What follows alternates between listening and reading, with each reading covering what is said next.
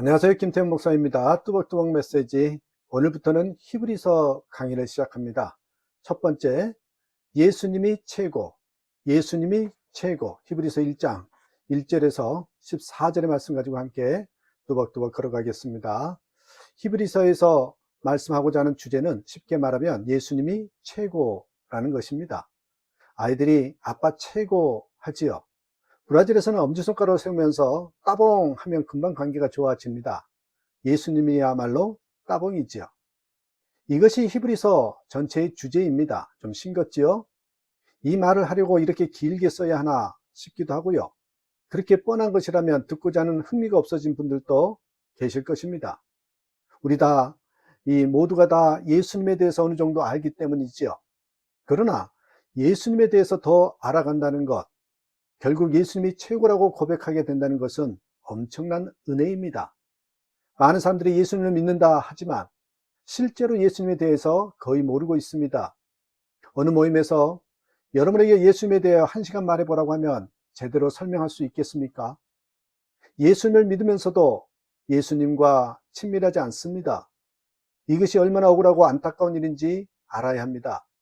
그래서 훈련받을 때 독도법 훈련이라는 게 있었는데 생전 가보지 않았던 산 정상에서 지도 하나 주고 가라는 것입니다. 지도가 없으면 앞이 캄캄합니다. 사방이 산인데 어느 산으로 가야 하나? 길은 어디에 있나? 답답하지요. 그러나 지도를 보면 갑자기 눈이 딱 띄입니다. 강이 있고 산이 있고 장애물이 있어도 길이 보입니다. 가야 할 방향이 보입니다. 예수님을 알면 알수록 이처럼 인생이 보입니다. 전혀 달리 보입니다. 황홀합니다. 기쁩니다. 담대함이 생깁니다. 오죽했으면 사도 바울은 예수님을 더 알고 싶어서 모든 유익한 것을 다 배설물처럼 버렸다고 했겠습니까? 여기서 우리는 히브리서를 왜 기록했는지 알 필요가 있습니다. 히브리서는 신약 성경 가운데 유일하게 저자에 대해서 말하지 않는 성경이고요. 수시인도 분명하지 않습니다. 이런 이유로 초기에는요, 히브리서가 정경으로 채택되지 못했을 정도지요. 그런데도 히브리서가 정경이 된 것은요, 히브리서의 메시지가 그만큼 중요하기 때문입니다. 히브리서의 수신인은 히브리서를 읽어보아야 알 수 있는데 본래 유대교인이었던 히브리인들이 예수님을 믿는 성도들인데 예수 믿고서 기가 막히게 어려움을 당한 이들입니다. 기독교인이라는 것 때문에 세상이 무너진 것 같은 처지에 놓인 사람들이지요.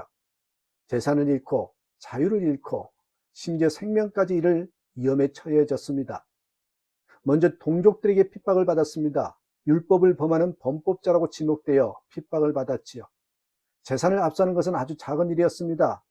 그들은 부정한 사람들로 취급받았습니다. 성전에 가는 모든 특권으로부터 추방당하게 되었습니다. 로마 당국에 의하여도 더한 핍박이 있었어요. 이 로마 당국에 의해서도 핍박을 받았던 사람들, 그들 사이에 죽음의 공포를 이기지 못해서 배교할 징조를 보이기 시작했습니다. 교회를 떠나는 이들이 생겼습니다. 마귀는 춤을 추고 있습니다. 히브리 그리스도인들에게 나사렛 예수를 믿는 것이 큰 실수요 환각이요 죄라고 생각할 절호의 기회였습니다. 평생 존경하고 따르던 사내들인 공회원과 제사장들은 정말 잘못된 것일까? 십자가에 못 박힌 예수를 따르니까 하나님께서 너희를 번성케 하던가? 이것이 축복인가? 이것이 구원인가? 왜 예수는 재림에 오지 않는 거야? 히브리 그리스도인들의 입장은 정말 난처했습니다.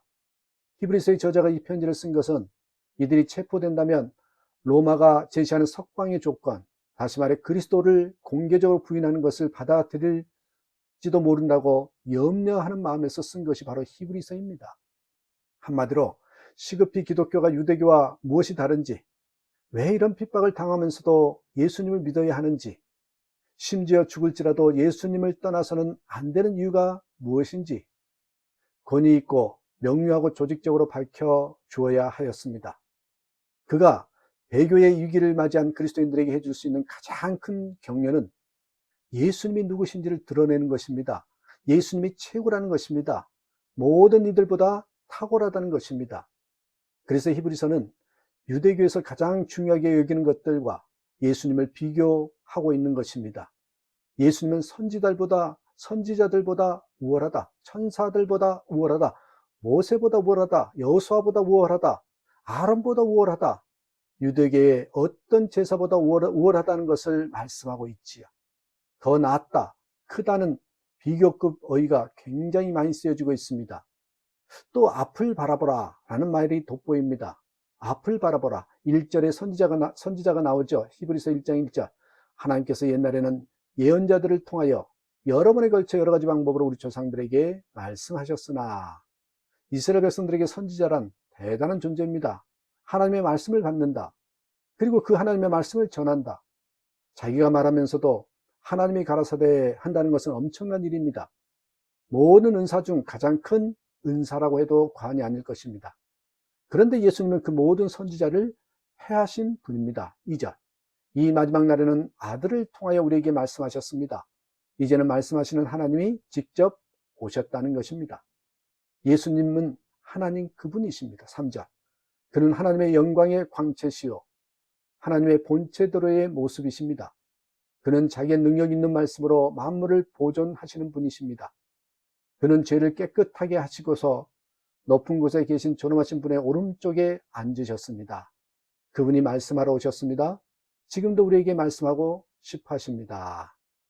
이 예수님을 알고서도 힘들다고 어렵다고 예수님을 떠난다는 것은 정말 어리석은 일이라는 것이죠. 이것은 우리의 문제이기도 합니다. 우리는 예수님을 믿는다고 재산을 다 잃고 감옥에 가고 죽임을 당하는 위협을 받지는 않지만 여전히 어려움을 당합니다. 손해보고 손가락질 받고 따돌림 받고 불이익을 당합니다. 그래서 예수님을 떠날까 따를까 저울질하는 이들이 있습니다. 저는 하나님께 상처받았습니다. 하나님이 잘 이해되지 않습니다. 하나님이 저한테만큼은 야박하세요. 저는 하나님이 무서워요. 저는 아직 하나님이 저의 아버지라는 게 실감이 안 돼요. 하는 분들이 많습니다. 이웃을 사랑하라 하시지만 어머니 아버지도 용서가 안 됩니다. 제 자신을 사랑하는 것조차 힘듭니다. 이런 분들도 있습니다. 마귀는 우리를 예수님에게서 떨어뜨려 놓으려고 발광을 하고 있음을 알아야 합니다. 우는 사자처럼 달려들고 있습니다. 그러므로 분명히 해야 합니다. 여러분에게 예수님이 최고입니까? 그 무엇보다도요. 그 어떤 것과도 비교할 수 없는 분입니까? 1907년 세계에서 알아주는 부흥이 한국에 임하였죠. 그 불과 몇 년 안 돼 무서운 영적 공격이 들어왔습니다. 일본이 신사참배를 강요한 것입니다. 하나님 사랑합니다 하고 고백하던 성도들이 협박당하고 고문당하는 힘든 과정에서 베드로처럼 주님을 부인했습니다. 그 시험에서 많은 사람들이 떨어져 나갔습니다.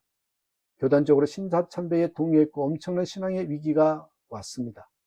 하지만 1907년 성령으로 예수님 살아계신 주님으로 만났기에 다 죽어서 끝난 것 같았지만 그 죄 속에서 다시 살아나 하나님을 뜨겁게 사랑하는 한국교회를 세웠습니다. 주기철 목사님이나 손양원 목사님 같은 분이 생겼습니다. 무명의 성도들도 하나님 믿어. 네 좋은 게 뭐가 있어? 하나도 없잖아. 며느리가 이상한 서양 잡신을 믿어서 이렇게 되었다면서 모든 책임을 뒤집어 쓰고 핍박을 받으면서도 믿음을 지켰습니다. 어떻게 그렇게 할 수 있었을까요? 살아계신 주님이 마음에 임하셨기 때문에 그렇습니다. 살아계신 주님이 내 마음속에 계심을 믿고 살아가는 저와 여러분 되시길 주님의 이름으로 축복합니다. 감사합니다.